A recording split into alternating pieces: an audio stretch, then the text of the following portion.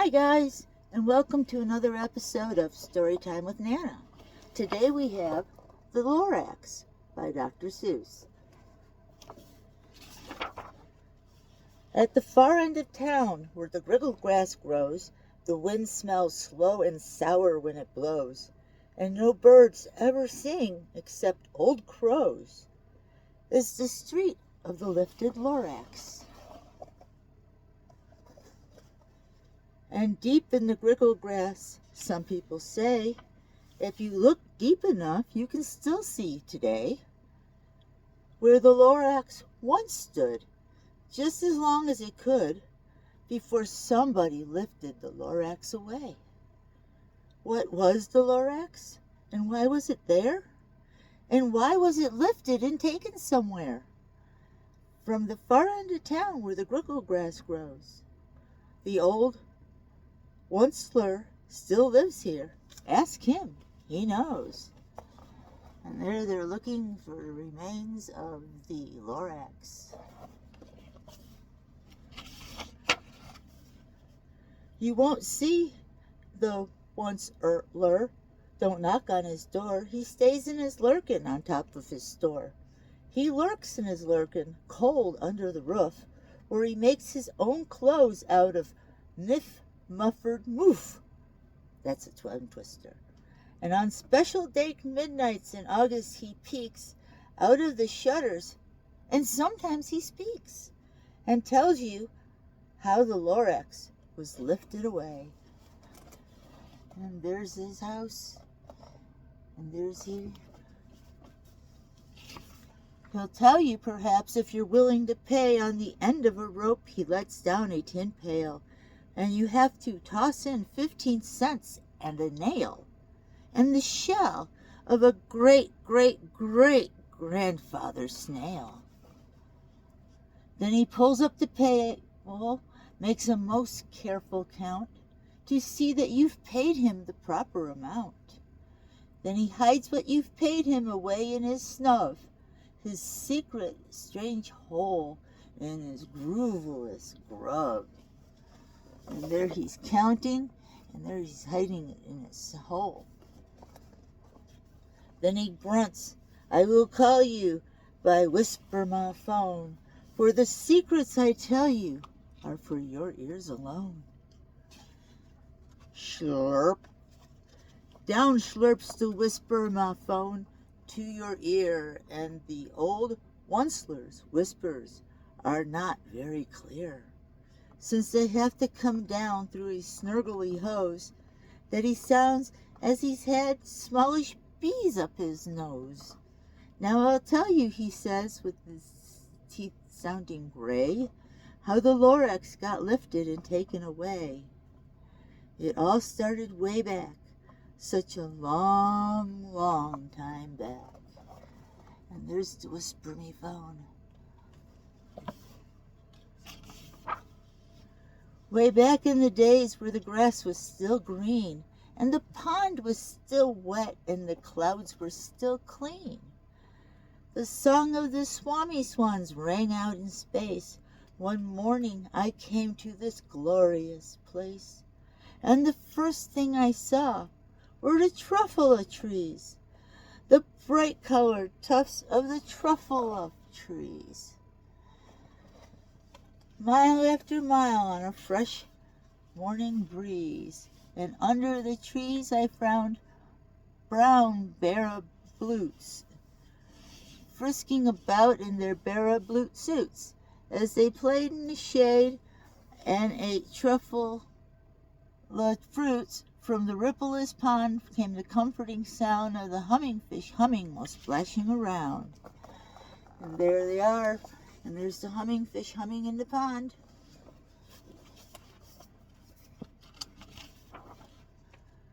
But those trees, those truffula trees. All my life I've been searching for trees such as these. The touch of their tufts was much softer than silk, and they had the sweet smell of fresh butterfly milk. I felt a great leaping of joy in my heart. I knew just what I had to do. I unloaded my cart. In no time at all, I had built a small shop, and I chopped down a truffle tree with one chop.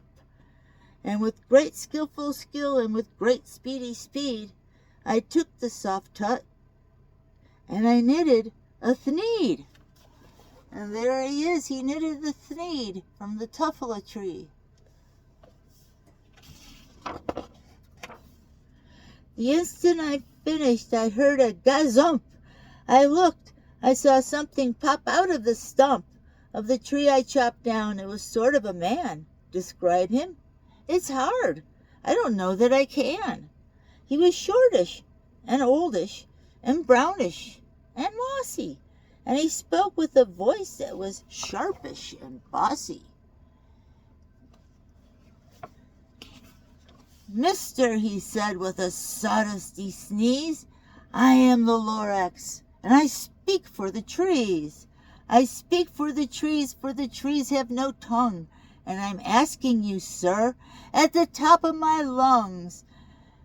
And he was very upset as he shouted and puffed, "What is that thing that you've made out of my truffle a tuft?" And he's asking what that thing is. "Look, Lorax," I said, "there's no cause for alarm. I chopped down one tree. I am doing no harm. I'm being quite useful. This thing is a thneed. A thneed is a fine something that all people need. It's a shirt, it's a sock, it's a glove, it's a hat, but it has other uses, yes, far beyond that. You can use it for carpets, for pillows, for sheets, or curtains, or covers for bicycle seats." The Lorax said, "Sir, you are crazy with greed. There is no one on earth who would buy that fool thneed." And there he is looking at the thneed. But the very minute I proved he was wrong, for just at that moment a chap came along, and he thought that the thneed I had knitted was great. He happily bought it for $3.98. I laughed at the Lorax. "You poor stupid guy, you never can tell what some people will buy."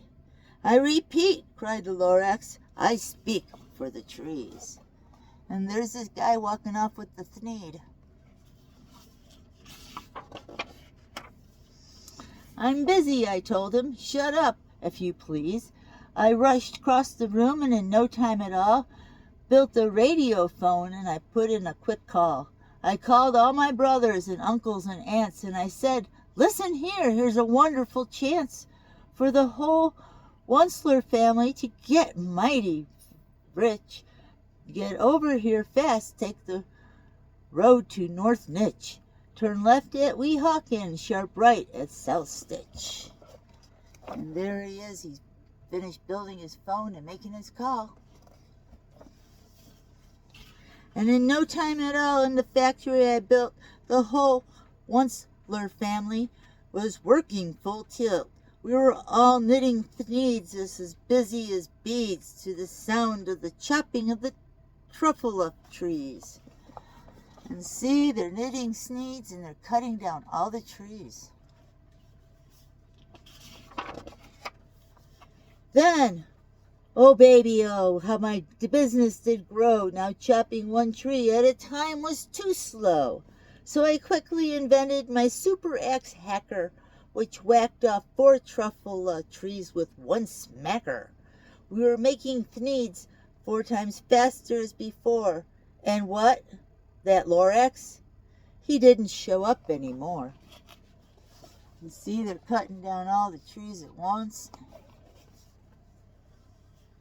But the next week he knocked on my new office door. He snapped, "I'm the Lorax, who speaks for the trees, which you seem to be chopping as fast as you please.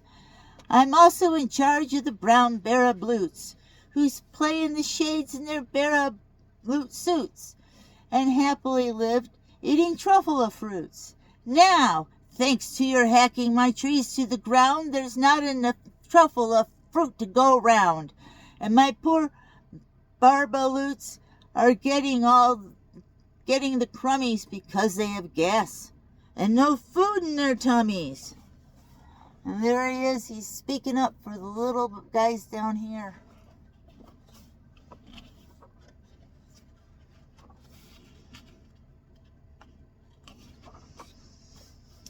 They loved living here, but I can't let them stay. They have to find food, and I hope that they may. Good luck, boys, he cried as he sent them away. I, the onceler, felt sad as I watched them all go. But business is business, and business must grow, regardless of crummies and tummies, you know. And there they are. Lorax is sending them all off to find someplace else to live. I meant no harm, I most truly did not, but I had to grow bigger, so bigger I got. I biggered my factory, I biggered my roads, I biggered my wagons, I biggered my loads. Of needs I shipped out, I was shipping them forth, to the south, to the east, to the west, to the north.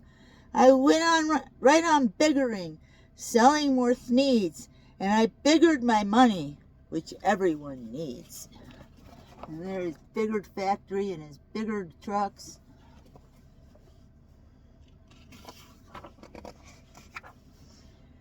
Then again he came back as I was fixing some pipes, when that old nuisance Lorax came back with more gripes.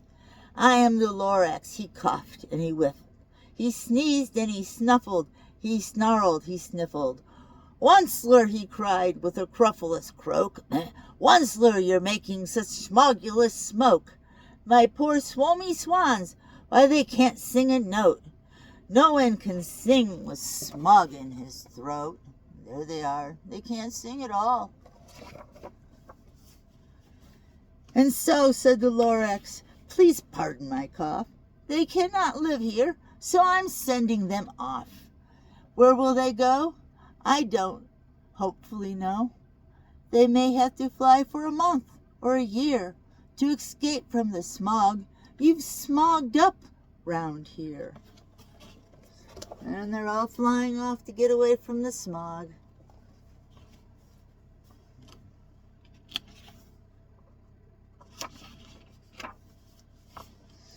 What's more, snapped the Lorax, his dander was up, let me say a few words about gluppity-glup. Your machinery chugs on day and night without stop, making gluppity-glup, also sloppity-slop. And what would you do with this leftover goo? I'll show you, you dirty old onceler man, you.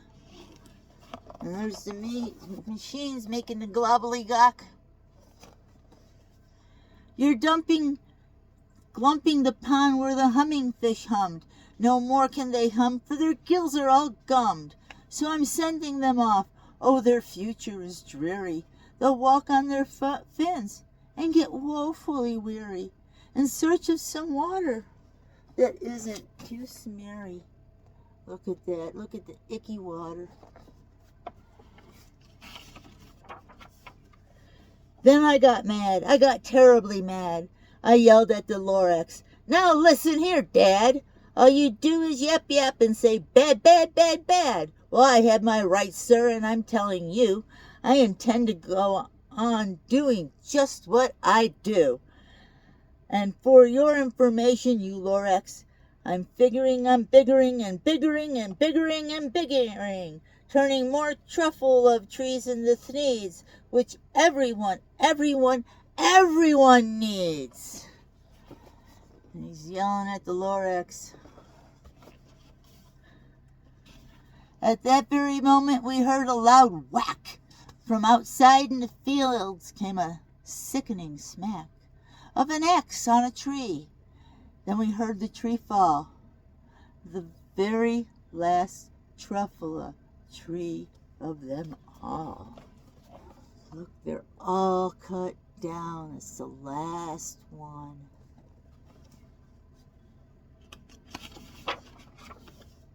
No more trees, no more needs, no more work to be done.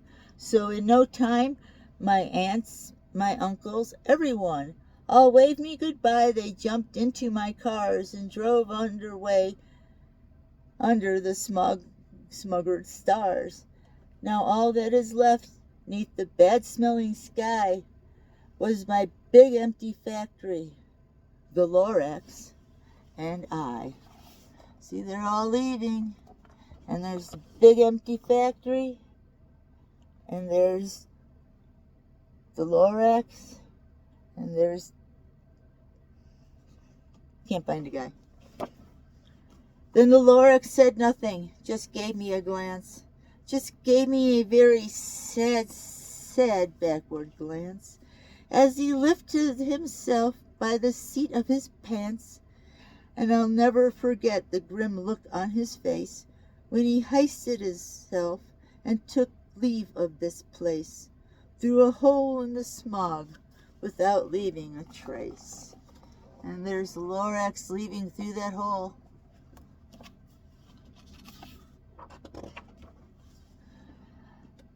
And all that the Lorax left here in this mess was a very small pile of rocks with one word: unless. Whatever that meant, well, I just couldn't guess. That was long, long ago, but each day since that day, I've sat here and worried away. Through all the years while my buildings have fallen apart, I worry about it with all of my heart. And see, that's all the Lorax left was a sign that said unless. But now, says the Onceler, now that you're here, the word of the Lorax seems perfectly clear. Unless someone like you cares a whole awful lot, nothing's going to get better. It's not. And there he is, Tom. He's got to help. So, catch, calls the Onceler. He lets something fall. It's a truffula seed. It's the last one of all. You're in charge of the last of the truffula seeds, and truffula trees are what everyone needs. Plant a new truffula. Treat it with care. Give it clean water and feed it fresh air. Grow a forest. Protect it from axes that hack. Then the Lorax and all of his friends may come back. There he's tossing the seed down. The end.